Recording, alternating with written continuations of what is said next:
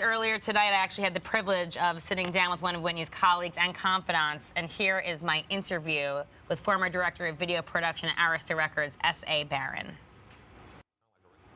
So, S.A., thank you so much for sitting down with me today. I know it's been a surreal sort of 24 hours here. Tough time, yeah. You worked with Whitney for years on countless video shoots, and what were some of the projects you guys worked on together? Well, the first one we worked on was I Will Always Love You, which was obviously a classic. Of course. And that's when we first worked together. I worked on all the Bodyguard videos, got to direct a few.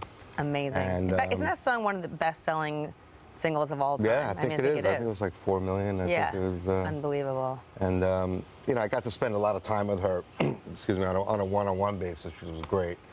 Because we, you know, at a video shoot, you're always, you know, waiting around, and I really got to, you know, personalize with her and see the other side of Whitney. You know, there's Whitney the star, and then there's Whitney the person.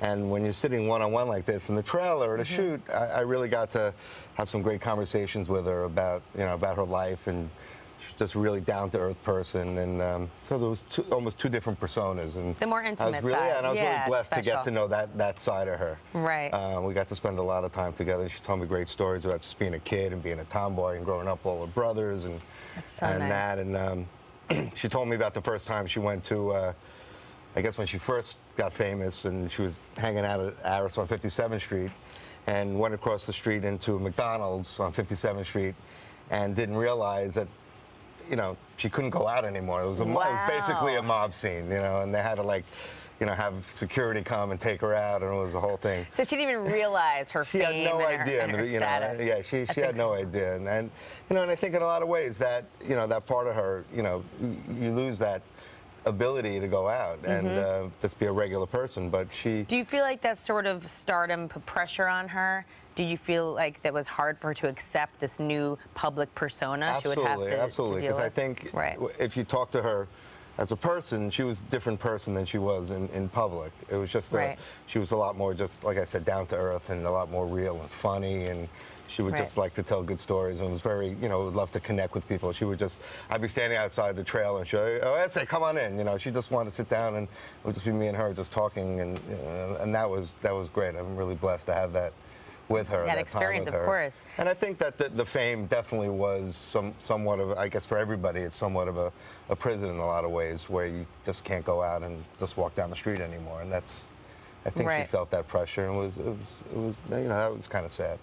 And when you first started working with her and you heard her voice and you realized what a true raw talent she was, did you guys have any idea the potential of her becoming this mega icon?